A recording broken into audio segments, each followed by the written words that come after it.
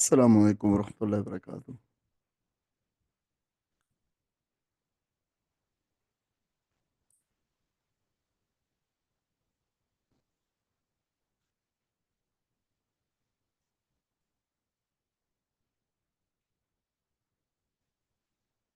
آواز آ رہی ہے میری آپ کو؟ جی अस्सलाम वालेकुम वरहमतुल्लाहि वबरकातुहू। आ रही है आवाज़। وعلیکم السلام ورحمۃ اللہ وبرکاتہ۔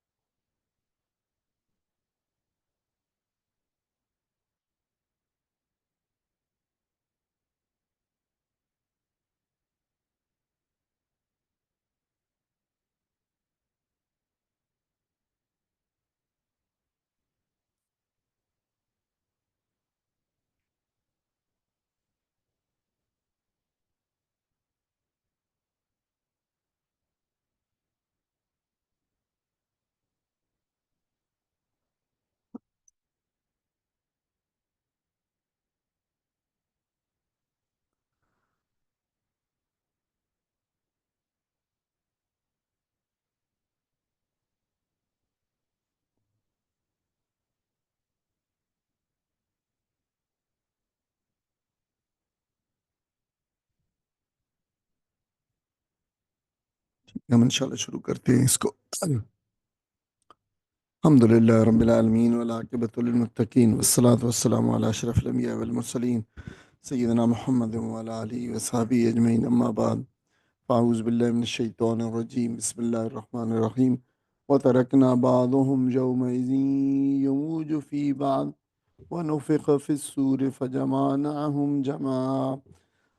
وعرضنا جہنم یومئذ للکافرین عرضا الذين كانت أعينهم في غطاء عن ذكري وكانوا لا يستطيعون سماعا۔ صدق اللہ العظیم۔ عزیز بہنوں اور بھائیوں، الحمدللہ تعالی ہم نے 4 قصے سورہ کاف کے جو ہے پڑھ لیے۔ یہ آخری سورہ یہ آخری قصہ تھا ذو القرنین کا قصہ، جو ہم نے آخری سبق میں اندر پچھلے ہفتے جس کا کام کیا، اور اس کو الحمدللہ ہم نے حرفاً و حرفاً پڑھ لیا۔ تو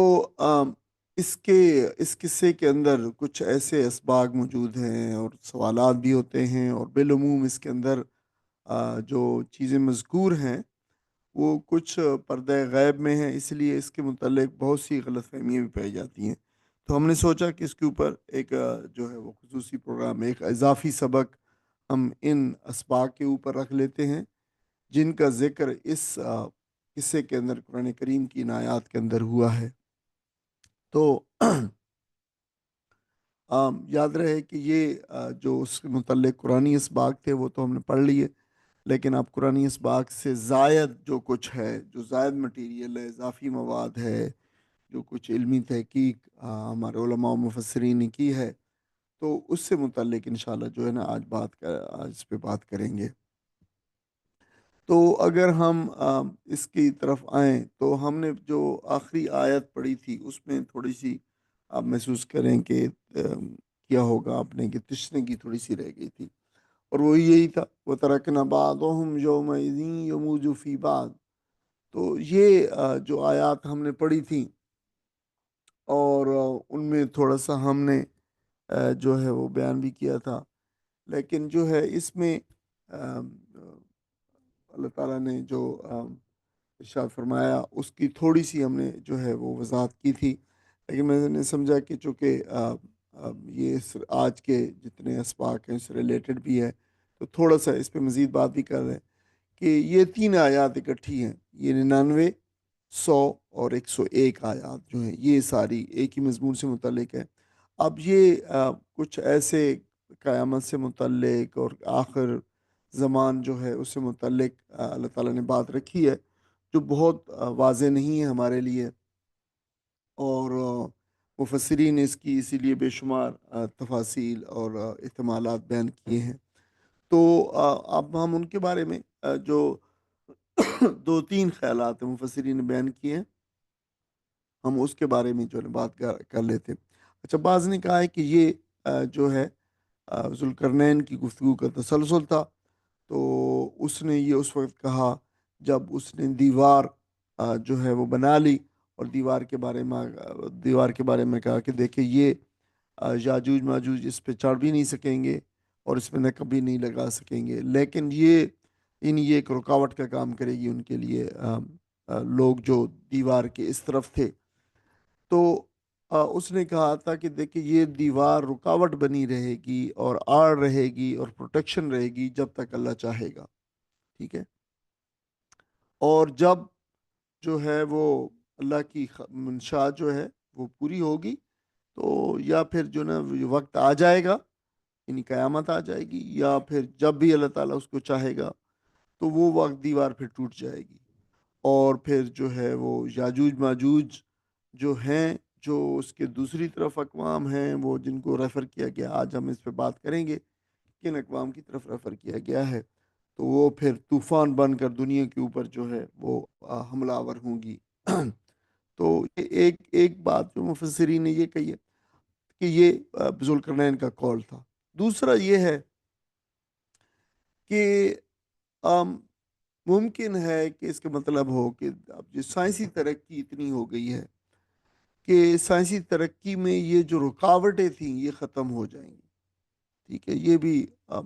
ہو سکتا ہے، اب یہ مطلب بھی وَتَرَكْنَا بَعْضُهُمْ يَوْمَئِذٍ يَمُوجُ فِي بَعْضٍ، تو کہ ہم نے ان کو جو چھوڑ دیا ہے ایک دوسرے میں گتھم گتھا ہونے کے لیے، پیوست ہونے کے لیے، تو یہ لوگوں نے یہ بھی اس کا مطلب لیا ہے کہ رکاوٹیں ختم ہو جائیں گی، قوم ایک دوسرے میں گھس جائیں گی۔ دیکھیں اب کلچرلی بھی ایسا ہو رہا ہے اور ادروائز بھی جو ہے ہو رہا ہے، اور طاقتور اقوام جو ہیں دنیا کی دوسری اقوام کو اپنے ظلم کی لپیٹ میں وہ لے لیں گی۔ اور ہم نے بھی دیکھا ہے کہ دیکھیں ماضی قریب کے اندر بھی اور ماضی بعید کے اندر بھی جو ہے دنیا کی جو بھی طاقتور اقوام تھی، ان کو کوئی کسی قسم کی کوئی اخلاقی مجبوری جو ہے ان کو روک نہ سکی لوگوں کے اوپر ظلم کرنے سے۔ نے لوگوں کے وسائل پہ قبضہ کر لیا، جہاں جہاں پہ دنیا میں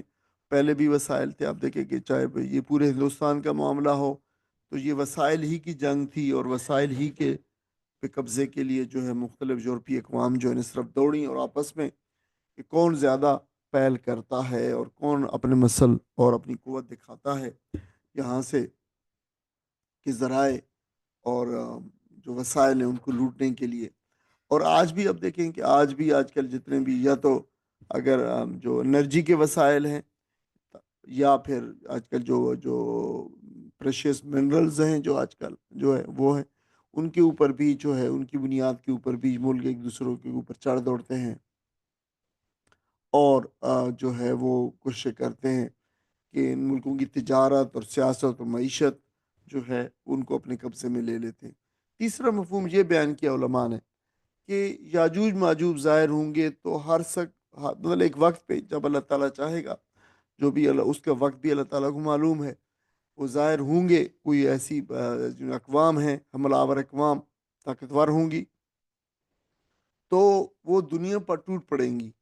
اور قرآن مجید نے فرمایا ہے، جیسے سورہ الانبیاء کے اندر جو ہے نا فرمایا ہے کہ وہ ہر بلندی سے اتریں گے اور ہر پست و بلند سے دنیا پر حملہ آور ہوں گے، تو اسی طوفان، یعنی یہ اتنا مطلب وہ ہوگا، طوفان ہوگا کہ دنیا کے ذرائع اور ریسورسز ختم کر کے اور انسانوں کو قتل کریں گے، تو پھر اسی طوفان کے اندر جو ہے قیامت نمودار ہوگی۔ تو ام ام یہ بھی ایک جو ہے نا وہ بتائی گئی ہے بات کہ اس کے بعد جب وہ اپیئر ہوں گے تو پھر کوئی رکاوٹ باقی نہ رہے گی، اور جو ہے وہ گتھم گتھا ہو جائیں گے انسانوں کے اندر اور آپس میں، اور ہر چیز کو تباہ کر دیں گے۔ تو یہ مفاہیم ہیں، اور ظاہر ہے جن کے مفاہیم کو اللہ تعالیٰ اور اس کے رسول نے خود نہیں کھولا، تو پھر علماء اس کے بارے میں جو ہے کچھ اپنی رائے کا اظہار کر سکتے ہیں، اور ان آراء کو جو ہے وہ تسلیم بھی کیا جا سکتا ہے، اور اگر زیادہ پاورفل آرگومنٹس اور دلائل موجود ہوں تو دلائل کی روشنی میں جو ہے علمی طور پر ان کو رد بھی کیا جا سکتا ہے۔ اب جو ہے ہم جانتے ہیں کہ ذوالقرنین کا قصہ ہم نے پڑھا ہے، تو تھوڑا سا ہم اس طرف آ جاتے ہیں کہ دیکھیں ذوالقرنین کون تھا۔ اب آج کے سبق کے اندر یہ سارے قصے کے جتنے بھی اسباق ہیں ان کے ہم طرف جائیں گے، اور آپ نوٹ کرتے جائیں اپنے سوالات بھی، اور اگر آپ کو جو ہے کہیں کہیں پہ میں نے کوشش کی ہے کہ سارے سوالات جو ہمارے ذہنوں کے اندر ابھرتے ہیں ان کے جواب دے دیے جائیں، اور جہاں پہ یا جو سوال کیے بھی گئے تھے ان کے بھی، اور جو اگر مزید موجود ہے سوالات تو پھر آپ ان کو نوٹ کر لیں، اور آخر میں ہم اس کو ان پہ بات بھی کر سکتے ہیں۔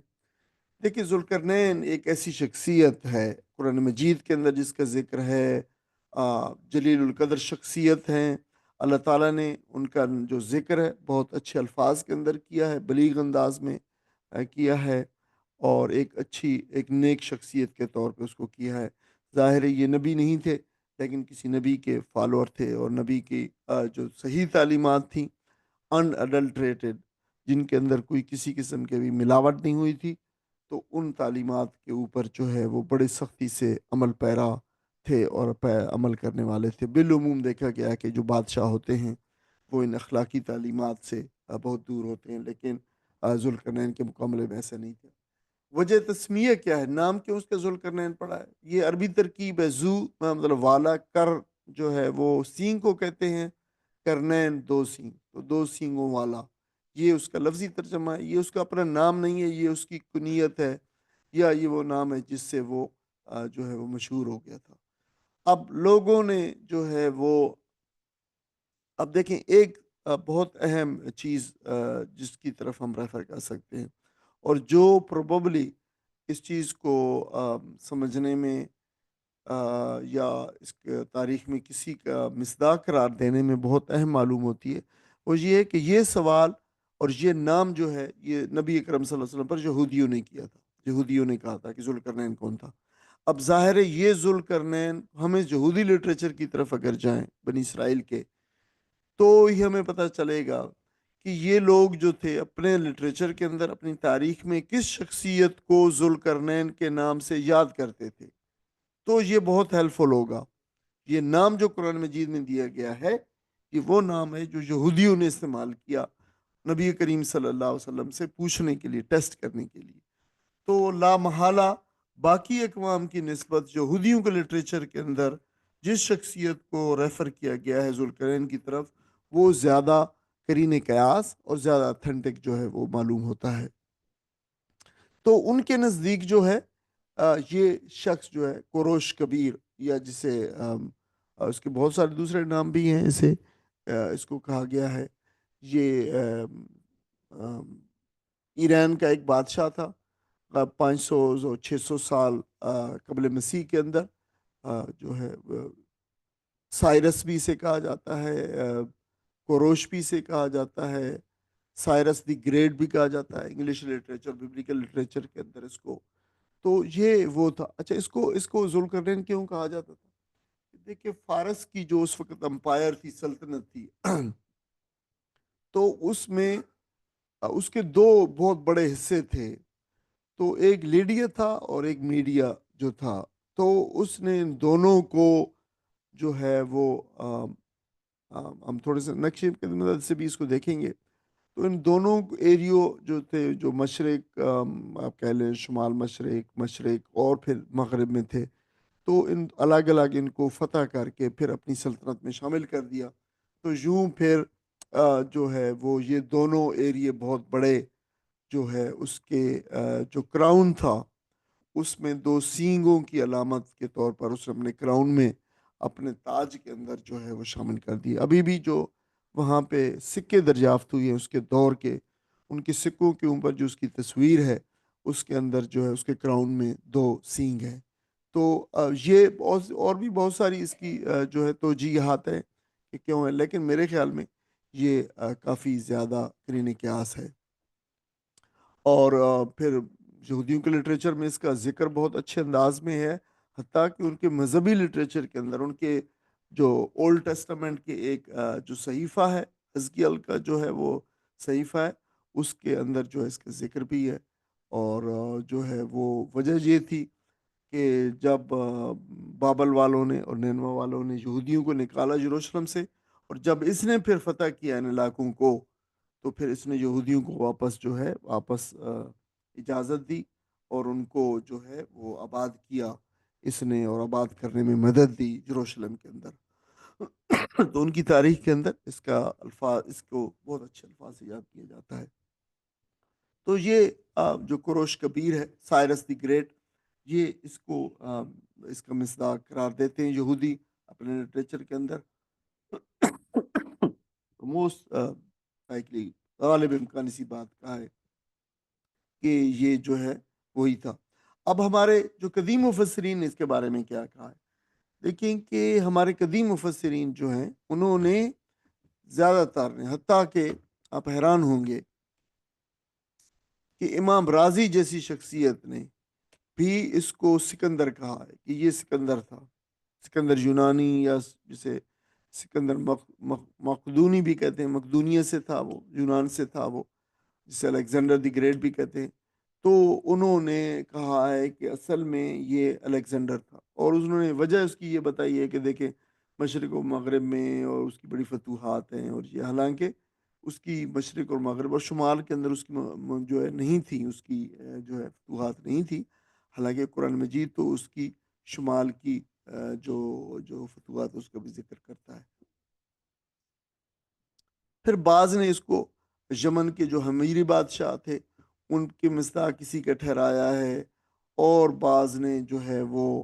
بہت کئی دوسری شخصیات کے مصداق بھی اس کو ٹھہرایا ہے، لیکن در حقیقت جو ہے وہ ان میں سے کوئی بھی شخصیت جو قرآن کا جو کردار ہے سکندر کا، اس کے اوپر جو ہے وہ بالکل منطبق نہیں ہوتی۔ اور خاص طور پر اگر ہم اس بات کا جائزہ لیں کہ کیونکہ ہمارے مفسرین نے، ہمارے قدیم مفسرین نے اس کو سکندر یونانی کہا ہے، تو اس پہ یہ اسے مطلب یہ نوٹیبل چیز ہے، اس پہ تھوڑی سی بات کی کر لی جائے کہ یہ کیوں سکندر یونانی نہیں تھا۔ دیکھیں کہ سکندر یونانی جو تھا ایک مشرک اور ایک ایتھیسٹ اور ایک جو ہے یونانی عقائد کے حامل کا شخص تھا، جبکہ اللہ تعالیٰ نے جو ذکر کیا ہے جس شخص کا ذوالقرنین کے طور پہ قرآن مجید میں، وہ ایک ایمان والا شخص اور اللہ تعالیٰ کی طرف رجوع کرنے والا شخص اور ایک بہترین کردار کا حامل شخص کے طور پہ دکھایا ہے، ایک صالح، عادل اور رحم دل بادشاہ کے طور پہ جو ہے وہ دکھایا ہے۔ اور یہ جو کردار ہے سکندر کے کردار سے کسی طریقے سے مطابقت، سکندر انتہائی سخت، ظالم اور جابر اور انسانوں کا قتل عام کرنے والا تھا، اور یہ کیسے ممکن ہے کہ ایک شخص جو ظلم کی علامت ہو اور ظالم ہو، اور محض اپنی توسیع امپائر اور جو دولت تھی اس کی، یا جو اس کی علاقہ تھا اور سلطنت تھی، اس کی توسیع کے لیے لوگوں کے، انسانوں کے قتل عام کو کرنے والے شخص کو قرآن کیسے گلوریفائی کر سکتا ہے؟ یہ ممکن نہیں تھا۔ تو یہ بہت ہی حیرت انگیز جو ہے وہ نکتہ ہے جو ہمارے مفسرین نے جو ہے جس کو وہ کیا ہے، جو ہے جسے ہم صرف نظر کیا ہے۔ تو دوسری یہ بھی ہے کہ سکندر کی جتنی بھی جو مہمات تھیں وہ یہ ذوالقرنین کی مہمات سے بالکل ہم آہنگ نہیں ہے، اور یہ بھی تاریخ میں طے ہے کہ سکندر نے کسی دیوار کی تعمیر نہیں کی، اس کے کارناموں کے اندر یہ جو سد سکندری مشہور ہو گئی ہے، یہ سد سکندری جو ہے بس ہمارے تاریخ، ہمارے قدیم مفسرین اور ہمارے قدیم مورخین نے یہ اصطلاح وضع کی تھی، اس کی وجہ سے یہ ہو گئی۔ اچھا، جدید مفسرین اور محققین کیا کہتے ہیں؟ دیکھیں ان میں جدید مفسرین کے اندر جنہوں نے تحقیق کی ہے بالحقیقت، ان میں نمایاں طور پر مولانا ابوالکلام آزاد ہیں، مولانا سید ابوالعلا مودودی ہیں، علامہ شبلی نعمانی ہیں، اور سید سلمان ندوی ہیں، پروفیسر حمید الدین فراہی ہیں۔ ان سب نے جو ہے وہ اپنی تحقیق کے بعد، تاریخی طور پر تحقیق کے بعد، کوروش کبیر جو تھا، سائرس دا گریٹ، اس کو جو ہے ذوالقرنین کا مصداق ٹھہرایا ہے۔ اور ان کے دلائل میں یہ ہے کہ اس نے مشرق میں اور پھر یعنی ہند کے بالکل جو مکران کا ساحل ہے جو آج پاکستان میں شامل ہے، اور قندھار اور بلخ اور ان علاقوں تک، اور پھر مغرب میں یونان کی پھیلی ہوئی سلطنت جو تھی، اور پھر شمال میں جو کوکیسین علاقے تھے، کفکاز کے علاقے، تو وہاں پہ جا کے وہاں پہ اس نے جو مہمات تھیں اس کی، اور وہاں پہ پھر اس نے دفاعی دیوار بھی بنائی۔ اور اس قرآن میں جو دیوار ہے جس کا ذکر ہے، اس جو ہے دیوار سے بہت مشابہت ہے جو وہاں پہ موجود تھی یہ ایک دیوار۔ تو پھر اس کا قرآن کے بیان کے مطابق اس کا عدل و انصاف بھی، تو یہ ساری چیزیں جو ہے کوروش کبیر بہت اپنے انصاف اور عدل کی وجہ سے مشہور تھا۔ 580 سے 530 سے 580 قبل مسیح میں اس نے یہ اپنی سلطنت بنائی، اور میڈیا اور لیڈیا دو جو ہے سلطنتیں تھیں، اور بابل کو بھی فتح کیا، اور اپنی سلطنت کو ہندو کش کے جو ہے وہ مقام تک جو ہے وہ اس نے لے لیا، یعنی بڑھایا مشرق میں اور مغرب میں، میڈیٹرینین سی جو بحر روم کہلاتا ہے اتنے تک اس نے اپنی پھیلایا، اور تقریباً اس وقت کی جو معلوم آبادی تھی دنیا کی، اس کے اوپر اس کی جو ہے وہ حکومت قائم تھی۔ اسے انسانیت کا خادم بھی کہا جاتا ہے۔ اس کی شخصیت کے اندر عدل اور رحم اور دینی اخلاق کا یہ ایک مجموعہ تھا۔ یہ شخص اس نے مفتو قوموں کے اوپر بڑا رحم کا معاملہ کیا، انصاف کا اور عدل کا معاملہ کیا، اور تمام لوگوں کے جو مذہبی شعائر تھے ان کا احترام کیا، کسی کو اس نے جو ہے وہ سزائیں اور یہ کام نہیں دیا، ہٹایا نہیں۔ اچھا، احترام قدیم جو ہے اولڈ ٹیسٹمنٹ جو ہے، اس میں کتاب ہے بک آف ایزرا، اس میں اس کے مطابق تو کوروش ہی وہ بادشاہ تھا جس نے بابل کی جو کیپٹیوٹی تھی، کیپٹیوٹی آف بابل آف بنی اسرائیل، جو اسرائیلیٹیز تھے، ان سے اس کو آزاد کروایا، اور دوبارہ ان کا جو معبد تھا جو تعبیر کیا گیا تھا، جو ہیکل سلیمانی تھا، تعمیر کرنے کی اجازت دی، اور انہیں اپنے وطن واپسی کا حق بھی دیا۔ تو اس میں تاریخی طور پر بھی ہمیں پتہ ہے کہ اس کی جو اس کی کتابیں بھی بعد میں دریافت ہوئی ہیں۔ ان میں اس کے سائنس کے سلنڈرز جو اس کے فرامین پہ مشتمل جو کتابیں جو دریافت ہوئی تھی، اس کے اندر توحید پرستی اور اس کی عاجزی اور نفس پسندی کا بہت جو ہے وہ ذکر کیا گیا ہے، اور اپنی کامیابیوں کو بھی رب کی طرف جو ہے وہ کیا تھا۔ اس نے یتیموں، مظلوموں، غلاموں کے حقوقوں کو تحفظ کیا، اقلیتوں کو تحفظ دیا، اور اپنی رعایا سے نرمی برتی اور قانون کی بالادستی قائم کی۔ کوروش نہ صرف ایک فاتح اور مسلح تھا، بلکہ ایک مدبر اور دین شناس حکمران بھی تھا، اور وہ ایک ایسے سماج کا علمبردار تھا جس میں عدل بھی اور امن اور احترام باہمی طور پر جو ہے وہ رہے۔ اس نے ایک ایسا معاشرہ قائم کیا، اور اسلامی اقدار سے ہم آہنگی اس کی نمایاں ترین پہلو میں سے ایک ہے، اور یہ اللہ کی طرف رجوع کرنے والا تھا، رعایا کا ہمدرد اور بہت ہی فہم و بصیرت کا حامل شخص تھا۔ اچھا، قرآنی اشارات اور تاریخی شواہد اور ہم دینی روایات کو اگر سامنے رکھیں، اور تو مجموعی طور پر یہ کہنا غلط نہ ہوگا کہ کوروش کبیر ہی ذوالقرنین ہونے کے زیادہ قریب اور اس کے مصداق ہے، اور اس کا طرز حکمرانی جو ہے ان کے ساری انسان دوستی، اللہ تعالیٰ سے وابستگی، اس کی طرف رجوع، اور یہ ساری چیزیں اسے جو ہے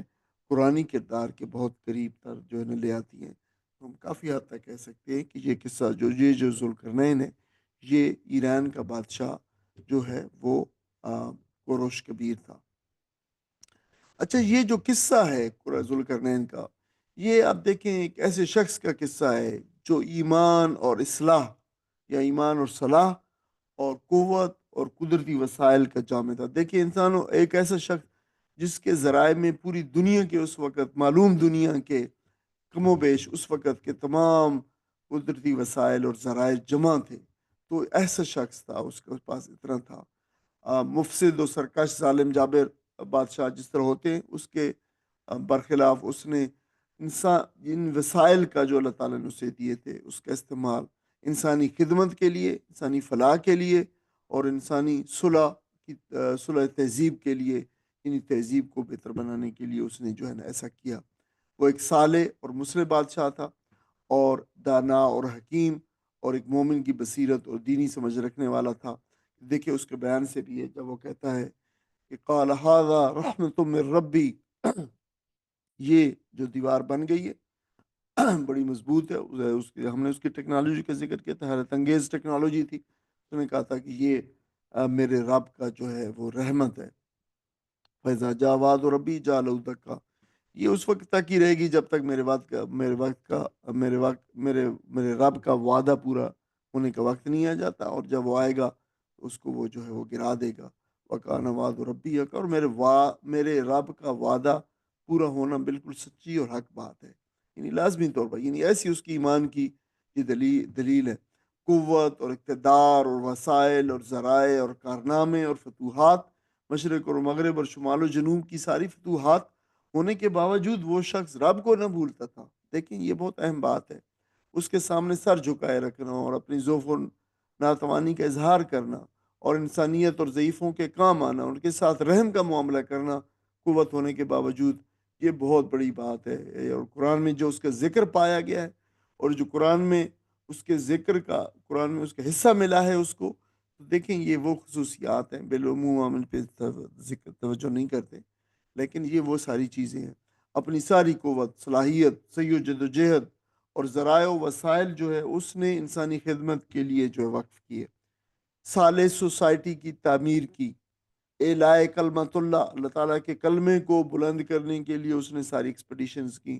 اور انسانوں کو اندھیروں سے روشنی کی طرف لے کے آیا، اور یہی انبیاء علیہ السلام ان کے پیروں کا جو ہے وہ کھا رہا ہے۔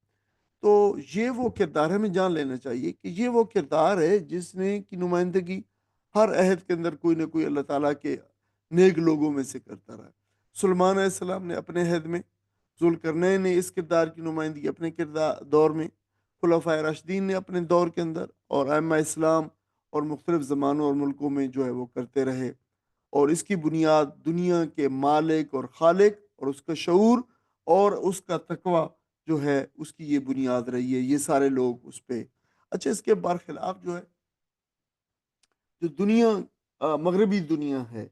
یا جو دوسری الہادی دنیا بھی سے پہلے رہی ہے، اور جو ہے خالق کائنات سے بغاوت اس تہذیب کا جو ہے ایک مزاج ہے، رہی ہے۔ حد سے بڑی مادی قوت جو ہے کفر و پرستی کے ساتھ بالکل گھل مل گئی ہے۔ دیکھیں آج کے دور کے اندر بھی آپ دیکھیں تو مغربی تہذیب جو پریڈومیننٹ تہذیب ہے اس وقت کی، وہ کفر اور مادیت آپ دیکھ رہے، اور الحاد اور سیکولرزم، یہ جو ہے کفر کے ساتھ بالکل،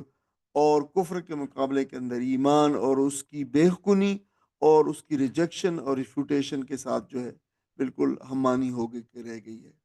مغربی تہذیب کی بنیاد جو ہے یہی سیکولرزم اور ایتھیزم ہے، جس میں اللہ تعالیٰ کو بطور خالق کائنات جو ہے انکار شامل ہے، کہ وہ کوئی مالک اور خالق نہیں ہے، اور کوئی اس نے پیدا نہیں کی، اور اگر زیادہ سے زیادہ کوئی جو لوگ تھوڑا ایک سٹیپ آگے جاتے ہیں، وہ کہتے ہیں کہ اگر بنا بھی لیا ہے تو وہ اس سے متعلق نہیں ہے، یہ خود بخود دنیا چل رہی ہے۔ تو سائنسی اور ترقی جو تھی اس کی مادی قوت نے اس کو اور مزید بڑھا دیا ان خیالات کو، اور یہ آج جو مادی ترقی اور سائنسی ترقی جو ہے یہ کفر، انکار خدا، مادہ پرستی، مٹیریلزم کے ساتھ جو ہے بالکل ہم آہنگ اور جو مخلوط ہو چکی ہے، بالکل ایک دوسرے میں گھس گئے ہیں یہ۔ اور اس امتزاج نے، یعنی ایک دوسرے کا ساتھ مل جانا ان کا، اس نے دنیا کے لیے یہ خطرہ پیدا کر دیا ہے کہ یہ ایک بے قابو اور غیر اخلاقی طاقت جو نہ صرف دنیاوی مفاد کی خاطر استعمال ہو رہی ہے، یہ اس میں بدل گئی ہے۔ دیکھیں کہ یہ ابھی بھی اور ریسنٹ پاس کے اندر بھی، اور ابھی بھی اور آج بھی جو ہے یہ ساری قوتیں کسی قسم کی اخلاقی قوت کا کوئی لحاظ اور پاس نہیں کرتی ہیں۔ انسانیت نام کی کوئی چیز اور اس کا ادب اور احترام ان کے سامنے جو ہے نہیں ہے۔ اور اب آپ دیکھ لیں کہ فلسطین کی مثال، کہ فلسطین کے اندر یہ ساری مغربی اقوام جو ہے اس ظلم اور بربریت اور اس انسان کش جو ہے وہ جو قوتیں ہیں ان کے ساتھ جو ہے وہ کھڑی ہیں، اور مزید ان کو اسلحہ دیے جا رہی ہیں کہ مزید انسانیت کو مزید جو ہے وہ پاش کیا جا سکے، اور اس پہ جو ہے وہ مزید اس کام کو بڑھایا جا سکے۔ تو دیکھیں ان آیات اور ان سبق کا خلاصہ یہ ہے کہ مغرب تہذیب کے اندرونی انتشار اور فکری تضادات اور فکری بحران کی طرف یہ رہنمائی کرتی ہے۔ یہ دیکھیں، یہ فلسطین کا معاملہ بلا شبہ یہ ایک عظیم تباہی ہے، اور اس سے پہلے بھی دنیا کے اندر اس سے زیادہ تباہیاں جو ہوتی رہی ہیں، لیکن یہ ان کے فکری تضادات کو بھی نمایاں کر رہا ہے، اندرونی انتشار کو بھی، اور ان کے اخلاقی بحران کے اندر، کہ یہ قومیں کسی قسم کے اخلاقیات سے بالکل عاری ہو چکی ہیں، اور ان کے نزدیک کسی قسم کی کوئی اخلاقیات دنیا کے اندر ایگزسٹ نہیں کرتی ہے۔ اور یہی جو ہے یہی چیز جو ہے، یہ دجالیت ہے، اور یہ دجال کے نمائندے ہیں، اور یہ دجال کے جب بھی وہ دجال ان پرسونیفائی صورت کے اندر جب وہ سامنے آئے گا، کسی امباڈیمنٹ کی صورت کے اندر سامنے آئے گا، تو یہ اس کے علمبردار ہوں گے، اور یہ اس کی فوجوں کے اندر جو ہے ان کے لیے جو ہے وہ لڑنے والے ہوں گے۔ تو دیکھیں، یہ ایک ایسی تہذیب، مغربی تہذیب بن گئی ہے جس نے اپنے آپ کو اور انسان کو اپنے خالق سے کاٹ دیا ہے بالکل، اور پھر اس کے بعد دیکھیں اس کا اپنے وجود کا یہ بحران جھیل رہی ہے، اور یہ بحران ان کے اخلاقی بھی اور روحانی بھی، اور دیکھیں آپ چل کر دیکھیں گے کہ ان کے معاشروں کے اندر یہی اخلاق ان کو اپنی لپیٹ میں لیں گے، اور یہی ان کے زوال کے سبب بنے گا۔ اب دیکھیں اس کی کچھ جو ہے اس کی وہ بھی تھی، ذوالقرنین کی مہمات کا ذکر ہے، 3 مہمات کا، ہم کوئکلی اس کی طرف بھی دیکھتے ہیں۔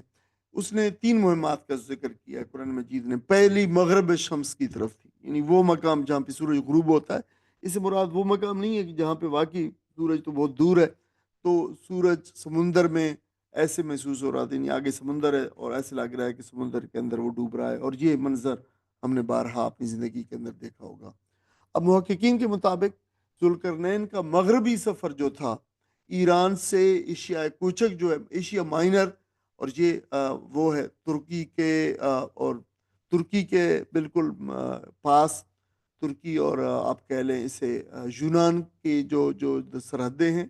وہاں پہ جو سمندر ہیں، وہاں پہ ایجین سی ہے، اور پھر اس کے ساتھ وہ جو ہے میڈیٹرینین سی سے ملتا ہے۔ یہ وہ علاقے ہیں جہاں پہ اس کی آخری سلطنت کا آخری حصہ تھا۔ تو ہم اس لیے بھی جانتے ہیں کہ تاریخی طور پر ہمیں معلوم ہے کہ یہ اس کی سلطنت اس مقام تک پہنچی ہوئی تھی، تو یہ ہم کافی حد تک کہہ سکتے ہیں کہ یہ وہی علاقے ہیں۔ دیکھیے ایجین سی جو ہے، اب جن کا ذکر ہوا ہے تو میں کوئی تھوڑی سی بس وضاحتیں بھی کرتا چلوں، کچھ جغرافیائی تو یہ یونان اور ترکی کے درمیان کا سمندر ہے، جس میں بہت چھوٹے چھوٹے کئی بڑے جزیرے ہیں اور خلیجیں ہیں، اور جن کے اوپر غالباً اس نے سمندر جو سورج کو ڈوبتے دیکھا تو اس نے ایسے سمجھا کہ ایسے ہی ہے جیسے پانی وہاں پہ گدلا گدلا سا ہوتا ہے اور کیچڑ ہوتی ہے، تو کیچڑ کے جو ہے وہ چشمے ہیں ان کے اندر جو ڈوب رہا ہے، یہ بھی غالباً وہ مقام تھا۔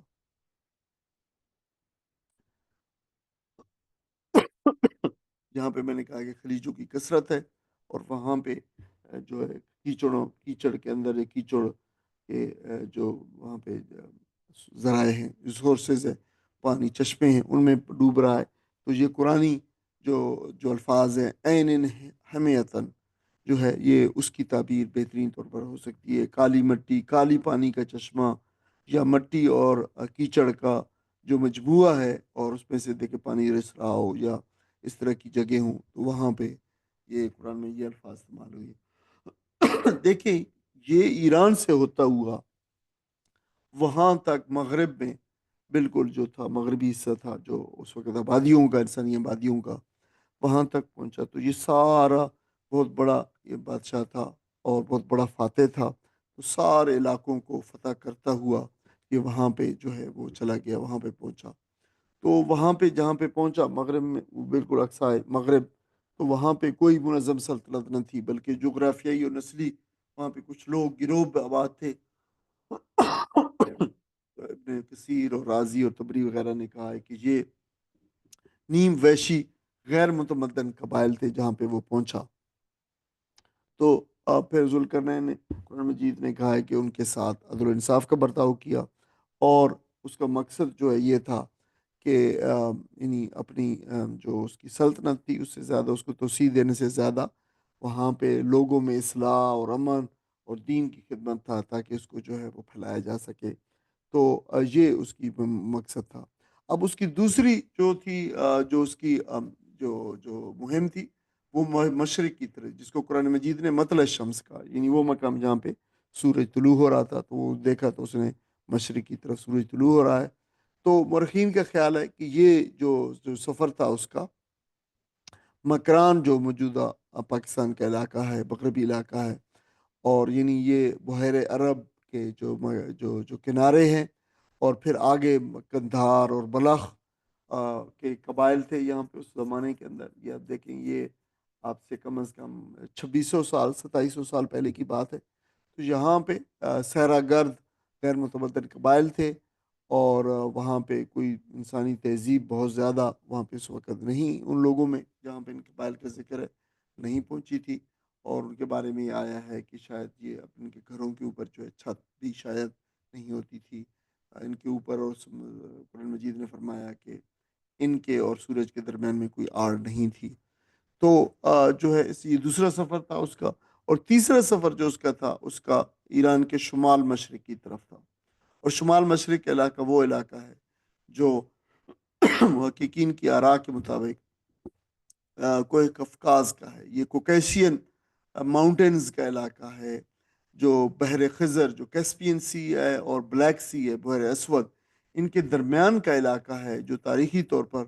ترکستان کے مغرب میں اور وسطی ایشیا جو سنٹرل ایشیا ہے اس سے یہ جڑا ہوا ہے۔ اور خاص طور پر دربند کا جو، جسے انگلش میں ڈربنٹ جو ہے وہ کا درہ کہتے ہیں، وہاں پہ ایک درہ تھا، پاس تھا، جو موجودہ داغستان میں ہے۔ یہ وہ علاقہ تھا جہاں پہ وہ پہنچا، تو اس درے کے پاس اس نے پھر ایک قوم کو جو ہے وہ پایا، اور وہ قوم نے کہا کہ دیکھیں اس درے سے بڑی وحشی قومیں جو ہے نا، قومیں جن کو انہوں نے یاجوج اور ماجوج کی طرف ریفر کیا، وہ آتی ہیں اور جو ہے وہ ہمارے اوپر حملہ آور ہوتی ہیں اور قتل و غارت سخت کرتی ہیں، اور ہمارے لیے کوئی تو دیوار بنا دے اب جو ہے، تو اب ہم تمہیں ٹیکس بھی دیں گے، پیسے بھی دیں گے۔ اور بالآخر اس نے لوہے کی بڑی بڑی چادریں، عظیم چادروں سے دو پہاڑوں کے درمیان کے جو درہ تھا اس کو فل کیا، ہاں، اور پھر اس کے اوپر جو پگھلا ہوا تانبا جو ہے جو ہے کاپر ڈالا، اور ظاہر ہے اس کے جو درازوں کو فل کیا، اور اوپر جو بھی پہاڑ کے برابر تک اسے پہنچا دیا۔ تو پھر اس نے کہا کہ یہ یاجوج ماجوج اس پہ نہیں غالباً یہ کوئی ایسا سلسلہ کوہ تھا جو بہت طویل تھا، اور اس میں ایک ہی گزرگاہ تھی جو آنے کی، اور اس گزرگاہ کو انہوں نے کہا کہ اگر تم بند کر دو تو یہ قومیں ادھر سے نہیں آ سکیں گی۔ تو پھر اس نے بند کر دیا۔ اس نے کہا کہ اب اس پر یہ قومیں یاجوج ماجوج نہ چڑھ سکیں گے اس کے اوپر، اور ظاہر نہ اس کے اوپر جو ہے وہ اس میں نقب لگا سکیں گے۔ تو یہ اس نے کیا۔ اب اس کے بارے میں بہت سارے سوالات جو ابھرتے ہیں ذہن کے اندر۔ مثال کے طور پر، کیا یہ ایک مادی دیوار تھی جیسے بعض لوگوں نے کہا، یا یعنی واقعی ریئل کوئی فزیکلی کوئی وال تھی، یا جاز محض ایک تمثیل ہے قرآن مجید کے اندر؟ کیونکہ بعض لوگوں نے کہا ہے کہ یہ ایک بس تمثیلی قصہ تھا۔ دیکھیں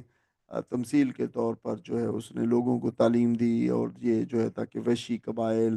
اور جو تعلیمات ہیں اور اس کے خلاف جو، تو کیا اس میں اس کی کیا حقیقت ہے؟ دیکھیں قرآن کریم کے بیان کے مطابق یہ دیوار ایک مادی دیوار تھی، ایک فزیکل دیوار تھی،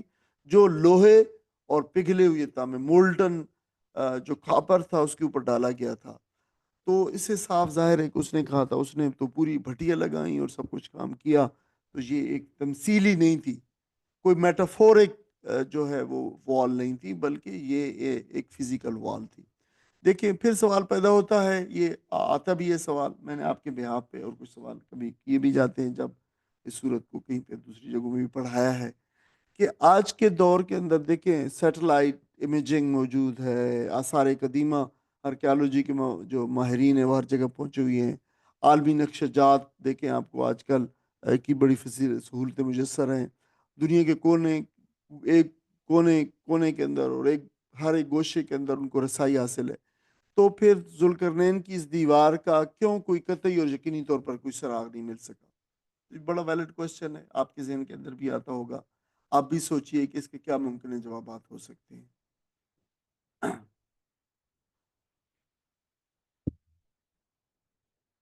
دیکھیں اس معاملے کو کئی پہلوؤں سے ہم دیکھ سکتے ہیں۔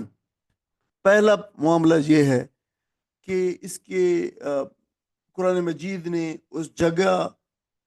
کی جغرافیائی لوکیشن کی کوئی تصریح نہیں کی ہے، ٹھیک ہے،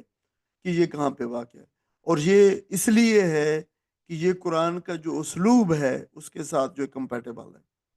قرآن کا اسلوب یہ ہے کہ جس چیز میں لوگوں کے لیے کوئی فائدہ نہ ہو، کوئی تذکیری فائدہ نہ ہو،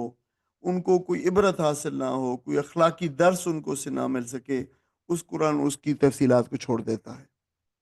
ٹھیک ہے۔ کوئی تذکیری فائدہ نہیں تھا تو قرآن نے اصل تو جو سبق دوسرا تھا جو لوگوں کو دینا تھا، اسی لیے قرآن اس کی تفصیل بیان نہیں کی، اس لیے یہ ایک ایمبیگوٹی میں یہ بھی چلی گئی۔ دوسری بات یہ ہے کہ جس علاقے کے اندر یہ دیوار بنائی گئی تھی تو قرآن خود بتا رہے وہ بڑے غیر متمدن قوم تھی، ایک ان کا جغرافیہ، زبان اور تہذیب سب جو ہے وہ غیر معین اور مبہم تھی، تو انہوں نے کوئی اس کا جو ہے وہ ہمیں ہسٹوریکلی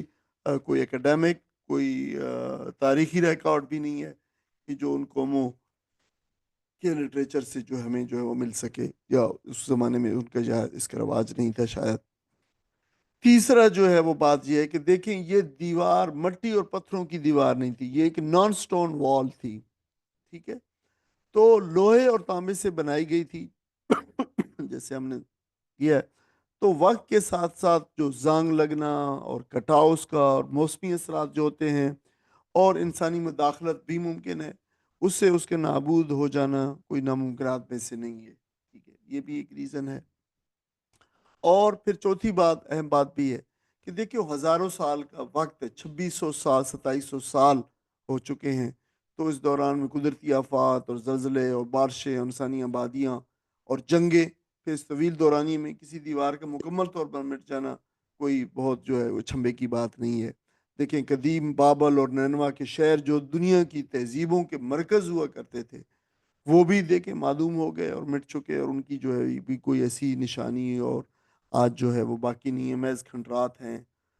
حالانکہ بہت بڑے شہر تھے جو تہذیب و تمدن کا مرکز ہی نہیں تھے، بلکہ کہا جاتا ہے کہ تہذیب اور دنیا کا تمدن وہاں پہ پیدا ہوا۔ تو وہاں جب یہ حالت تھی تو ایک بہت دور دراز علاقے میں جو نیم وحشی قبائل کے اندر اور دوران میں اس کا مٹ جانا۔ اور آپ یہ بھی دیکھ چکے ہیں، دیکھیں کہ اگر یوٹیوب بہت زمانہ ہوا، میں نے ایک یوٹیوب پہ ایک ویڈیو تھی، اب بھی موجود ہوگی، if a man disappears today from earth، اس قسم کا مضمون تھا، تو لکھا تھا کہ یہ جو برج خلیفہ ہے جو آپ دیکھیں کہ جو اس وقت انسان کی ایک مارول ہے of human technology and engineering, اس وقت جو انسان کو دستیاب ہے، اس کا لکھا گیا تھا کہ شاید مجھے اگر صحیح طور پر یاد ہے کہ 50 یا 100 سال کے عرصے کے اندر جو ہے یہ زمین بوس ہو جائے گا اگر آج انسان ڈس اپیئر ہو جائے، ٹھیک ہے۔ اور پھر جو ہے بہت دلچسپ ہے کہ اگر 50 100 سال کے اندر اگر آج انسان ڈس اپیئر ہو جائیں گے دنیا کے ساتھ کیا معاملہ آئے گا، تو حیران کن جو تفصیلات ہیں اس کی، میرے خیال میں اگر آپ اس کو دیکھ بھی سکتے ہیں، تو جب اس کا یہ معاملہ ہوگا، وہ ٹیکنالوجی جو آج انسان کو 21ویں صدی کے اندر حاصل ہے، وہ استعمال کرتے ہوئے جو اس نے تعمیر کی ہے اور جو چیزیں جو ہے وہ استعمال کر کے، حتیٰ کہ جو ہے یہ جو سٹین لیس سٹیل سے بھی آگے کی جو چیزیں جیسے ٹائٹینیم وغیرہ ہیں وہ بھی استعمال ہوا ہے، اور سیمنٹ اور یہ چیزیں جو کنکریٹ، اور وہ بھی اگر یہ زمین بوس ہو جائے گا تو ہم اندازہ کر سکتے ہیں کہ 2700 سال پہلے کی چیز جس کی کوئی جو ہے وہ کیئر اور جس کا کوئی پرسان حال جو پروٹیکشن والا بھی نہ ہو، تو اس کے معدوم ہو جانا کوئی معمولی کوئی وہ بات نہیں ہے۔ اب دیکھیں یہ ایک نقشے کی مدد سے آپ اس کو تھوڑا سا وہ دیکھ سکتے ہیں، یہ اس زمانے کا یہ نقشہ ہے، یہ جو اس کو اخمینی حکومت کہا جاتا ہے، جو وہاں پہ وہ تھی اس وقت جو ہے، آپ دیکھیں کہ یہ ایک لیڈیا کا علاقہ ہے مغرب کے اندر، اور یہ جو مشرق میں یا شمال مشرق کے اندر میڈیا ہے، تو یہ دو امپائرز تھی، یہ دو علاقے تھے جن کو اور بیبلونیا کا یہ علاقہ ہے، یہ سارے علاقے، یہ پرشین یہاں سے یہ شخص اٹھا اور اس نے یہ سارا علاقے جو ہے وہ فتح کیے، تو جو کم و بیش اس وقت کی ساری جو ہے وہ کم و بیش آبادی پہ مشتمل تھا۔ تو ان میں سے اس نے پہلا سفر یہاں پہ کیا اقصائے مغرب کے اندر۔ آپ دیکھ رہے ہیں کہ یہ ترکی ہے اور یہ ایجین سی ہے، اور جہاں پہ یہ میسیڈونیا، اس وقت تو یونان میسیڈونیا تھا۔ تو یہ دیکھیں یہاں پہ اس نے یہاں پہ سفر کیا، طویل سفر ہے، اور یہ سارے علاقے فتح کرتا ہوا وہاں پہ یہ پہنچا۔ اور مطلب یہ تھا کہ اس نے اپنے جو ہے وہ لوگوں کی اصلاح کے لیے اور دین کی اشاعت کے لیے وہ یہ سارے علاقوں کے اندر اس نے یہ حکومت قائم کی۔ دوسرا اس کا سفر مشرق کی طرف تھا، اس تصویر کے اندر نہیں دکھایا گیا، لیکن دیکھیں کہ مشرق کے اندر یہاں سے آگے، یہاں پہ جو ہے وہ یہاں پہ اس ایرو سے آگے عریبین سی ہے اور مکران کے ساحل، اور پھر اسے اوپر تھوڑا سا جائیں تو پھر وہ جو ہے وہ افغانستان کے وہ علاقے ہیں، بلخ اور قندھار کے علاقے ہیں جہاں پہ اس نے سفر کیا۔ اور تیسرا سفر اس کا شمال کی طرف تھا۔ تو یہ دیکھیں کہ یہ کوکیسین ماؤنٹنز ہیں، اور یہ کیسپین سی اور یہ بلیک سی ہے۔ تو ابھی ہم نے دیکھا کہ کیسپین سی اور بلیک سی کے درمیان کے علاقے جو ہیں، جنہیں آج کل آپ داغستان کا علاقہ ہے، تو یہاں پہ ان علاقوں کے اندر اس نے غالباً ان علاقوں کے اندر درپینٹ جو علاقہ ہے، دربند جسے کہا جاتا ہے عربی کے اندر یا مقامی زبان کے اندر بھی، تو اس علاقے کے اندر اس نے جو ہے وہاں پہ وہ دیوار بنائی۔ تو یہ وہ علاقے ہیں جہاں پہ جو ہے یہ ان کی سلطنت ہے، سائرس دا گریٹ کی جو ہے یہ سلطنت ہے، یہ اس کے مفتوح علاقے ہیں، اور یہ اس زمانے کا ایک نقشے کی جو ہے وہ دی گئی ہے، اور اس کے سورس جو ہے بھی وہ دیے گئے نقشے کا۔ تو آپ دیکھ سکتے ہیں۔ اچھا، تیسرا جو قرآن مجید میں جو اس سمے میں وہ سبق وہ ہے، تیسرا چیز وہ یاجوج ماجوج ہے۔ تو یاجوج ماجوج جو ہے وہ دیکھیں بہت ہی ایک لوگوں کی دلچسپی کا موضوع بھی ہے۔ اس پہ بے انتہا لٹریچر اسلامی دنیا کے اندر بھی اور دوسری کرسچین اور جیوش ورلڈ کے اندر بھی موجود ہے۔ دیکھیں لفظ یاجوج ماجوج جو ہے یہ عربی لفظ نہیں ہے، یہ سامی زبانوں سمیٹک لینگویجز سے آیا ہے۔ اور دیکھیں کہ سمیٹک لینگویجز میں جو نمایاں ترین زبان ہے وہ عبرانی زبان ہے۔ تو چونکہ یہ وہاں کی جو تورات کے اندر ہے یہ لفظ موجود ہے، تو اور کرسچنز کے اندر بھی موجود ہے، تو یہ وہاں پہ موسٹ لائکلی یہ عبرانی زبان میں جو تورات تھی وہاں پہ اس میں یہ لفظ موجود تھا۔ اسی سے بنی اسرائیل کے لوگ آگاہ تھے اور اسرائیلیٹیز، اور وہی اسی سے جو ہے یہ لفظ قرآن مجید کے اندر بھی، اور اس کی بہت ساری مثالیں ہیں جب، کیونکہ عربی اور جو عبرانی زبانیں ہیں یہ دونوں سیمیٹک لینگویجز ہیں، دونوں سامی و نسل زبانوں سے تعلق رکھتی ہیں، دونوں کے قواعد بہت سارے جو ایک جیسے ہیں، اور دونوں کی لینگویج الفابیٹ اور دونوں کے ذخیرے الفاظ بھی بہت سارے کامن ہے۔ تو اس وجہ سے قرآن مجید کے اندر اور بھی بہت سارے جو الفاظ موجود ہیں عبرانی زبان کے۔ عبرانی زبان کیا، دوسری زبانوں کے لفظ بھی موجود ہیں، جو ہے وہ اس پہ بڑی تحقیق بھی ہوئی ہے، اور حتیٰ کہ فارسی زبان کے لفظ بھی موجود ہیں۔ تو وہاں پہ جو جو جس سے میں نے پہلے کہا تھا حزقیل کا جو صحیفہ ہے اس کے اندر اس کو جو ہے Gog Magog, Gog from the land of the Magog جو ہے یہ کے الفاظ آئے ہیں وہاں پہ۔ تو یہودی روایات کے اندر میں کہا گیا ہے کہ یہ یاجوج ماجوج جو اقوام ہوں گی یہ جو ہے قیامت سے پہلے جو ہے وہ اپیئر ہوں گی، نمودار ہوں گی، اور انہوں نے وہاں پہ لکھا ہے کہ اسرائیل پہ حملہ کریں گی، مطلب ہے کہ بنی اسرائیل یا یہودیوں کی جو نسل ہوگی ان کے اوپر جو ہے حملہ کریں گی۔ یہ اولڈ ٹیسٹمنٹ کے اندر جو بات موجود ہے، جو جو عہد نامہ ایک قدیم ہے، عتیق ہے، اس میں جو ہے یہ اچھا مسیح روایات کیا ہیں؟ اچھا، نیو ٹیسٹمنٹ میں جو ہے یاجوج ماجوج کا ذکر جو ہے وہ بھی آخری جنگ، آپ کو پتہ ہے آخری جنگ کرسچین اسے ارمیگڈون کے نام سے یاد کرتے ہیں، اسلامی روایات میں اس کو احادیث میں اس کو ملحمۃ الکبریٰ یا ملحمۃ العظمیٰ جو ہے وہ کے نام سے یاد کیا گیا۔ عظیم وہ جنگیں جن کے اندر بہت شدید قتل و غارت اور خون گری ہوگی، وہ ان کو ملحمہ کہا جاتا ہے۔ ملحمہ لحم سے ہے، گوشت سے، تو جس میں بہت قتل عام ہوگا، وہ جو ہے ان کا ذکر کیا گیا ہے۔ تو کرسچینز کے مطابق جو ہے یاجوج ماجوج کو شیطان اور شیطانی قوتیں جو ہے وہ جمع کریں گی، ان کا ظہور ہوگا۔ اچھا، اسلامی روایات کیا ہے؟ اسلامی روایات میں جو ہے وہ بڑا سورس یاجوج ماجوج کا قرآن مجید کی جو یہ آیات جو ہم نے پڑھی ہیں 94 سے 98 میں ذکر ہے، اور پھر سورہ انبیاء کے اندر بھی آیت نمبر 96 میں ذکر ہے، جس میں فرمایا گیا ہے کہ وہ تمام اونچی جگہوں سے جو ہے وہ آتے نکل پڑیں گے اور حملہ کریں گے جو ہے وہ لوگوں کے اوپر۔ تو پھر احادیث دوسرا سورس ہے، احادیث میں بخاری میں، مسلم، ترمذی، ابن ماجہ میں بہت ساری احادیث موجود ہیں جن میں ان کا خروج قیامت سے پہلے اس کا ذکر کیا کہ قیامت سے پہلے وہ نکلیں گی۔ تو یاجوج ماجوج کا ذکر ایک پراسرار قوم کے طور پر اور آخر الزمان بالکل اینڈ ٹائمز کی علامتوں کے طور پہ جو ہے، یعنی فتن جو دور فتن ہوگا اس زمانے میں ان کا خروج ہوگا، تو اسلامی لٹریچر میں اس کا ذکر ہوا ہے اس کا۔ اچھا، یہ یاجوج ماجوج کون سی اقوام ہیں؟ ان کے حتمی تعین میں بہت مشکلات جو ہے رہی ہیں اہل علم کو، اور یہی وجہ ہے کہ ان کے بارے میں، یعنی یاجوج ماجوج کے بارے میں علماء اور محققین اور مورخین میں بہت اختلاف بھی ہیں۔ اگر ہم اس تعین میں یعنی موجودہ مشکلات پر نظر ڈالیں کہ یہ ایگزیکٹلی کیوں ہمیں یا مورخین کو اور مفسرین کو اور محققین کو ان کی صحیح تعین میں کیا مشکلات پیش رہی ہیں، تو پھر ہم تھوڑی سی اس کی تفہیم جو ہے نا آپ اس کی بہتر بنا سکتے ہیں۔ دیکھیں، جو تاریخی طور پر جو جغرافیائی ابہام ہے وہ ایک بہت اہم ہے۔ یاجوج ماجوج کے مقام، زبان اور تہذیب سے متعلق قرآن مجید میں بہت کم صراحت ہے، یعنی ان کے بارے میں جو یعنی اوریجنل سورس بہت کچھ نہیں کہا گیا زیادہ،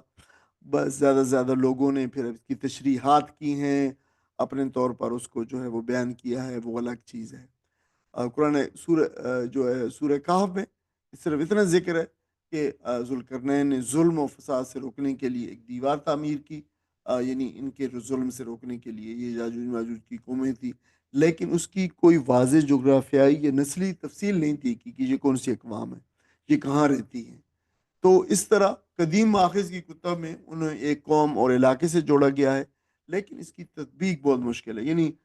قرآن نے یہ تو کہا ہے کہ یہ اس کے پار یا اس طرف نہیں آ سکیں گی، لیکن اب اس کے پار وہ کون سی قومیں ہیں، ان پہ جو ہے وہ ایگزیکٹلی کس قوم پہ یاجوج ماجوج کی تطبیق ہوتی ہے، فٹ کس کے اوپر بیٹھتی ہیں، یہ بہت مشکل یعنی کام واقع ہوا ہے۔ اچھا، دوسرا دوسرا مسئلہ یہ ہے عوامی نوعیت کی علامات ہیں اس اسلامی لٹریچر کے اندر، یعنی بعض روایات کے اندر انہیں بہت طاقتور دکھایا گیا، بتایا گیا ہے، تیز رفتار، تیزی سے افزائش کرنے والی، زمین میں فساد پھیلانے والی اقوام کیا گیا ہے۔ تو دیکھیں کہ ان صفات کی روشنی میں کسی کی ایک قوم کو جو ہے پن پوائنٹ کرنا بہت مشکل ہے، اور یہ ایسی صفات ہیں کہ کسی ایک قوم تک جو ہے وہ محدود نہیں ہے۔ پھر اس کے اوپر روایات کی کثرت بہت ہے اور تنوع بھی ہے، ڈائیورسٹی بھی بہت ہے۔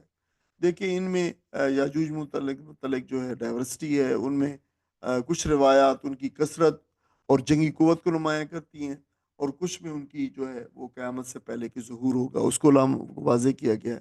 ان کی تشریح میں جو ہے وقت اور سیاق اور محدثین کے اختلاف میں بہت سارے موجود ہیں۔ اچھا، اس میں اہم بات یہ بھی ہے کہ بہت سی روایات ایسی ہیں جو صحت سند کے ساتھ ثابت نہیں ہوتی، تو لہٰذا ان کو بھی چھاڑنے کی ضرورت ہے۔ دیکھیں، یہ وہ روایات ہیں جن کی اسناد بہت ہی ضعیف ہیں اور بہت جو ہے نا یہ شامل کر لی گئی ہیں زیب داستان کے لیے، لوگوں نے ان کو ساتھ شامل کر لیا ہے، لیکن یہ صحیح حدیث سے، صحیح روایات سے جو ہے بالکل واضح ہے، ان کی بھی ضرورت ہے، تو اس وجہ سے بھی جو ہے تعین میں مشکل پیش ہے۔ اب دیکھیں، اسلامی لٹریچر کے اندر تین معروف نقطۂ نظر ہیں، تین نظریے ہیں یاجوج ماجوج کے متعلق، تو ان کو ہم جلدی جلدی وہ دیکھ لیتے ہیں۔ اچھا، ایک نظریہ یہ ہے کہ یہ قدیم وحشی قبائل ہیں، یاجوج ماجوج جو ہے ابن کثیر اور تبری اور دیگر مفسرین نے یاجوج ماجوج کو جو وسط ایشیا کے جنگلی قبائل تھے جو چین اور منگولیا اور کفکاز کے پہاڑی علاقوں میں رہتے تھے، تو ان کا اطلاق اس پہ کیا ہے، اور پھر انہوں نے کہا ہے کہ دیکھیے یہ تاتاری اقوام تھی جنہوں نے مسلمانوں پر بڑے شدید حملے کی اور بڑے بڑے حملے اور بڑی تباہی پھیلائی۔ ایک جو ہے نقطہ نظر جو ہے ہمارے مفسرین اور محققین کا یہ ہے۔ اچھا دوسرا نقطہ کیا ہے؟ دوسرے نقطے میں کہا گیا کہ چینی اور ترک نسل اقوام ہیں یہ، ابن خلدون نے اور بعض جدید محققین نے بھی انہیں ترکستان اور اس کے شمالی علاقے جو ہیں کفکاز کے، منگولیا اور وسط ایشیا، سینٹرل ایشیا کے جو اقوام ہیں، پروبیبلی نے کہا ہے کہ یہ جو ہے ان کے ہو سکتی ہیں، وہ اقوام ہو سکتی ہیں جو ادھر رہتی ہیں۔ اور اس علاقے سے تاریخی طور پر اس میں کوئی شک نہیں ہے کہ تاریخی طور پر اس علاقے سے دنیا کے اندر بے شمار ایسی اقوام نکلی ہیں جنہوں نے حملے کر کے دنیا کو تباہ و برباد کیا ہے۔ تو ایک جو ہے نقطہ نظر یہ ہے، اور تیسرا نقطہ نظر جو ہے وہ یہ ہے کہ یہ یورپی اقوام ہے اور مغربی استعمار ہے یہ۔ تو کچھ مفسر، جدید مفسرین، یاجوج ماجوج کو استعمار اور استکبار، مغرب کا مادی نظام جو ہے اسے تشبیہ دی ہے، جو دنیا پر اثر انداز ہو رہی ہیں، انسانیت کو اخلاقیات اور روحانی طور پر کمزور کر رہے ہیں۔ سید قطب اور ڈاکٹر اسرار وغیرہ کے نزدیک یاجوج ماجوج جو ہے یہ تہذیبی انتشار، مادہ پرستی اور شیطانی قوتوں کی علامت ہے۔ انہوں نے یہ اس کے بارے میں کہا ہے۔ اب دیکھیں کچھ اور لوگ ہیں، مولانا مودودی کا رجحان اس طرف ہے کہ یہ کوئی ایک خاص قوم یا نسل نہیں ہے، بلکہ ایک ایسی طاقت ہے جو اللہ کے حکم سے کسی وقت بھی نکلے گی، یعنی یہ قومیں ہی ہوں گی، قوموں کو مجموعہ ہوگی، کوئی ایک قوم نہیں ہے، زمین پر فساد کریں گی، اور ان کے نزدیک یہ مستقبل کی ایک بڑی عالمی فتن انگیز قوت بھی ہو سکتی ہے۔ اچھا ڈاکٹر ذاکر نائک اور احمد دیدات کے مطابق یہ روس اور چین اور یورپی اقوام ہیں جو جدید ہتھیاروں سے لیس ہیں، اور مولانا وحید الدین خان نے کہا ہے کہ یہ مغربی تہذیب کی مادہ پرستی جو ہے، وہ کہتے ہیں کہ یہ وہ چیز ہے جو یاجوج ماجوج ہے، یہ کوئی قوم نہیں ہے بلکہ یہ ایک فنامنا ہے۔ علامہ اقبال نے اسے مغربی تہذیب کی اقلیت پرستی کہا ہے اور مادہ پرستی کہا ہے، اور طاقت پر مبنی استعمال سے جو ہے انہوں نے تشبیہ دی ہے۔ اور مولانا حمید الدین فرائی صاحب نے، جو فرائی مکتبہ نظر کے بانی ہیں، تو ان کے مطابق یاجوج ماجوج جو ہے انسانوں کی وہ قوتیں جو دین سے آزاد ہو کر فساد فی الارض کا جو ہے باعث بنتی ہیں، اور آخری دور میں ان کی شکل عالمی قوتوں کی صورت میں ظہور پذیر ہوگی۔ تو انہوں نے جو ہے وہ یہ اس کا بھیا۔ اب دیکھیں ایک اور بہت مشہور مفسر ہیں ڈاکٹر محمد علی صابونی، ان کی بہت ہی مشہور تفسیر ہے تفسیر صابونی۔ تو ان کا خیال ہے کہ یاجوج ماجوج جو جنیاتی طور پر تبدیل شدہ اقوام ہوں گی، کوئی مخلوق ہوگی، یہ جینیٹیکلی موڈیفائڈ مخلوق ہوگی جو قیامت کے قریب جو ہے ظہور پذیر ہوگی اور انسانوں پر حملہ آور ہوگی۔ اور ایک اور خیال بھی ظاہر کیا ہے حسین محی الدین قادری، یہ ڈاکٹر طاہر القادری کے صاحبزادے ہیں، ریسرچر ہیں، انہوں نے اس پہ کتاب لکھی ہے۔ اس کتاب میں اس کے اعتماد ظاہر کیا ہے کہ یہ عین ممکن ہے کہ یاجوج ماجوج جو ہے ایلینز ہوں گے، اور انہوں نے کہا تھا کہ اس نے اس سے جو ہے وہ استدلال کیا ہے کہ جو قرآن مجید میں فرمایا ہے کہ ہر بلندی سے یہ اترتے چلے آئیں گے اور حملہ آور ہوں گے، تو انہوں نے حملہ اس سے مراد لیا ہے کہ یہ ایلینز ہوں گے جو ہے وہ جو حملہ آور ہوں گے۔ اب دیکھیں ایک سوال ایک اور بھی ابھرتا ہے، یاجوج ماجوج سے متعلق جو حدیث مبارکہ ہیں، کیا یہ حقیقی ہیں، ریئل ہیں، لٹرل مطلب ہے وہ سینس میں، یا یہ تمثیلی ہیں، یہ میٹافورک ہے؟ یہ بھی کوشچن ہے۔ تو دیکھیں احادیث مبارکہ میں جو یاجوج ماجوج کے متعلق فرمایا گیا ہے، اس کا ایک مختصر خلاصہ یہ ہے کہ ان کی تعداد زیادہ ہوگی، وہ عظیم فسفات پر پا دیں گی، ہر بلندی سے اتریں گے، اور ان کا کے ظہور کے بعد جو ہے پھر قیامت قائم ہو جائے گی۔ دیکھیے حقیقی یا تمثیل ہونے کے ظلم میں بھی کچھ اختلاف واقع ہوا ہے، لیکن جمہور علماء کا رجحان یہی ہے کہ یہ احادیث حقیقی ہیں، یہ حقیقی اقوام ہوں گی جو ایک وقت پہ نکلیں گی، زمین میں ظاہر ہوں گی، اور اس میں امام ابن تیمیہ، علامہ ابن باز جو ہے، اور دیگر عبداللہ ابن باز جو تھے وہ، اور بہت سارے علماء جو ہیں دیگر بھی ان احادیث کو لفظی معنی پر معمول کرتے ہیں، یعنی یاجوج ماجوج ایک حقیقی قوم ہے اور اس کے ظہور قیامت سے پہلے ہوگا۔ دیکھیے کچھ اور علماء ہیں جیسے مشہور ڈاکٹر طہ جابر الوانی ہیں، ان کا خیال ہے کہ یہ حدیث تمثیلی انداز میں جو انسان ان تباہ کن جو صلاحیتیں ہیں جیسے جوہری ہتھیار ہے، ماحولیاتی تبدیلی ہے، اس کی طرف اشارہ کرتے ہیں۔ اچھا جاوید غامدی صاحب نے بھی جو ہے اسے تمثیلی مانتے ہیں، اور وہ بھی کہتے ہیں کہ دراصل انسانی مادہ پرست تہذیب یا پھر عالمی قوتیں جو ہے، یہ جو ہمارے دین اور اخلاق کو جو اس پہ چھا جائیں گی، یہ وہ قوتیں اس کا ان کا یہ ہے کہ یہ بھی جو ہے تمثیلی ہے۔ علامہ یوسف القرضاوی صاحب نے جو ہے یہ فرمایا کہ حدیث منگول حملوں کی پیشن گوئی ہو سکتی ہیں جو اسلامی تہذیب کے لیے جو ہے ایک آزمائش بنے، انہوں نے یہ وہ کہا ہے۔ اچھا، یاجوج ماجوج کا اسلامی متوازن نقطہ نظر کیا ہے، حرف آخر کیا ہے اس کے بارے میں؟ وہ یہ ہے کہ دیکھیں یاجوج ماجوج کا معاملہ جو ہے غیبی امور میں سے ہے،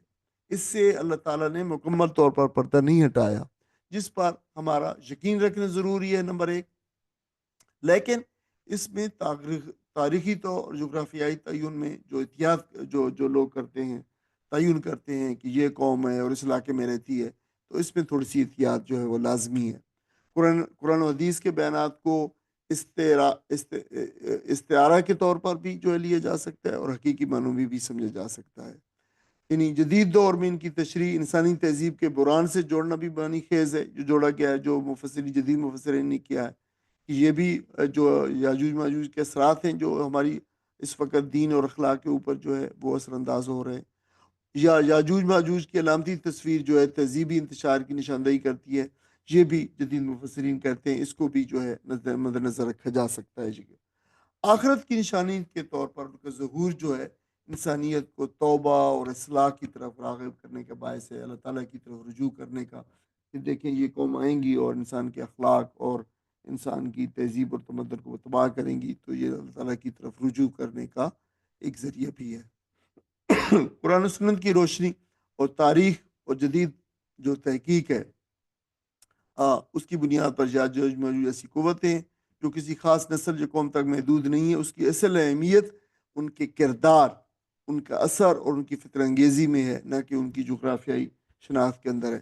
یاجوج ماجوج کا ایک بات طے ہے کہ خروج جو ہے قیامت کی بڑی نشانیوں میں سے ایک ہے۔ یہ ممکن ہے ان کا ظہور کسی عظیم عالمی جنگ کی صورت میں ہو، یا جدید ٹیکنالوجی یا آرٹیفیشل انٹیلیجنس، یا پھر عالمی سیاسی قوت کی ایک ایسی جلغال کی صورت میں وہ جو اخلاقی اقدار اور عدل انصاف کو بالکل تہس نہس کر دے۔ واللہ عالم، اس حقیقت کا صحیح اندازہ اللہ تعالیٰ کو جو ہے وہ علم اس کا اللہ تعالیٰ کو ہے۔ یاجوج ماجوج کا تصور قرآن و سنت میں فساد اور غلبے اور انکار الہی کی علامت ہے، اور اس کی شناخت ممکن ہے وقت گزرنے کے ساتھ ساتھ مزید ہو، لیکن اس کے خطرے سے بچاؤ کا واحد ایک ہی راستہ ہے جو قرآن مجید نے ذوالقرنین کی زبان سے کہا ہے کہ فَاعِنُونِی بِقُوَّةٍ، کہ اہل ایمان، یعنی اہل ایمان کا اجتماعی عزم، مجموعی طور پر اکٹھا ہونا، جد و جہد کرنا اور دینی قیادت کے تحت اکٹھا ہونا، جیسے اس صورت میں ہو، تو اس صورت سے وہ پھر ان قوتوں اور ان کے اثرات سے محفوظ رکھیں گے۔ خوف خدا رکھنے والی قوت کا ساتھ دینا، وہ جو علامت جو ذوالقرنین کی صورت کے اندر جو ایک وہ ہے علامت کے طور پر تھا، تو جو زمین میں عدل و انصاف اور امن کی ضامن ہو، یہ عام لوگوں کے لیے جو اس کا ایک سبق ہے۔ اچھا دیکھیں، ایک ساتھ ساتھ یہ بھی قرآنی ابہامات، ایمبیگوٹیز، دیکھیں قرآن نے خود بخود بعض چیزوں کو ایمبیگوس چھوڑ دیا ہے، ابہام اس میں رکھ دیا ہے، اور اس کی حکمت اور ایک مقصد کے تحت رکھتا ہے۔ یعنی قرآنی قصوں میں بعض تفصیلات کو، نام اور مقام اور زمانے کو جان بوجھ کر ایمبیگوس رکھا گیا ہے۔ یہ کوئی نقص نہیں ہے، یہ کوئی کمی نہیں ہے، بلکہ یہ قرآن کا ایک اسلوب ہے، اور یہ ایک ادبی، اخلاقی اور تربیتی حکمت اس کے اندر موجود ہے۔ اس میں حکمت کیا فرمائے؟ حکمت یہ ہے کہ لوگوں کی مرکزی توجہ جو ہے قصے کی تعلیم اور اخلاقی سبق پر رہے، نہ کہ قصے کی جو جزئی تاریخی اور جغرافیائی جزیات ہیں ان پر ہو۔ دیکھیں اس صورت کے اندر بھی اصحاب کاف ہے، ان کی تعداد کا نام، غار کا مقام تعین نہیں کیا گیا، ذوالقرنین کا مقام، قوم اور دیوار کی تفصیل بتائی گئی، یاجوج ماجوج اور ان کی نوعیت اور زمانہ جو ہے وہ مجمل رکھا گیا ہے۔ تو یہ ابہام جو ہے وہ پڑھنے والے کو جو ہے قصے کے پیغام اور اس میں موجود عبرت اور اس پہ عمل کی طرف متوجہ کرتا ہے، بجائے اس کے کہ وہ غیر ضروری تجسس اور قیاس میں الجھا جائے۔ تو آج کے سبق میں یہ جتنی بھی تفصیلات دی گئی ہیں، یہ اضافی ہیں اور علمی نوعیت کی ہیں، جو کلاس کے شرکاء کے سوالات کے جواب میں مرتب کی گئی ہیں۔ یہ کوئی ایسا نہیں ہے کہ یہ ہمارا خاص طور پہ سبق ہے، بلکہ آپ کے جو قرآن کا یہ مقام ہے، اس کی بہتر تفہیم کے لیے آپ کے ساتھ یہ جو جزیات شیئر کی گئی ہیں۔ دیکھیں سورہ کاف کے 4 قصے یہاں پہ مکمل ہو گئے ہیں۔ چاروں کے چاروں قصے جو ہے سورت کے مرکزی مضمون جو تھا، ایمان اور مادیت کی کشمکش کے ساتھ جو ہے وہ جڑے ہوئی ہیں، یہ جڑے ہوئی ہیں۔ دیکھیں ذوالقرنین کا جو قصہ تھا، یہ قصہ اس صورت سے کس طرح جڑا ہوا ہے۔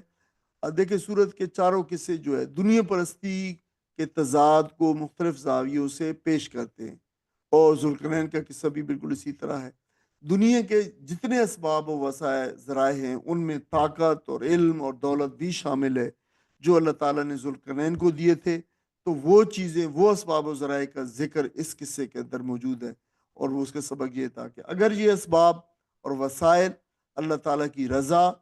اور یہ عدل کے تابع ہوں تو انسانیت کے لیے رحمت بن جاتے ہیں۔ دیکھیں اقتدار اللہ تعالیٰ نے ذوالقرنین کو دیا، ذوالقرنین کو، لیکن وہ متکبر نہ ہوا، وہ ایمان والا تھا، تو ہر فتوحات کو اللہ تعالیٰ کی رحمت قرار دیا اور خود کو کمزور جانا۔ اخلاق کا یہ عالم تھا کہ اس نے ظالموں کو سزا اور نیکوں کو انعام کا اعلان کیا، اور اس کے عدل و انصاف کی بنیاد پہ ایک سلطنت قائم کی، اور مادیت پہ قابو جو ہے دیوار بنا کر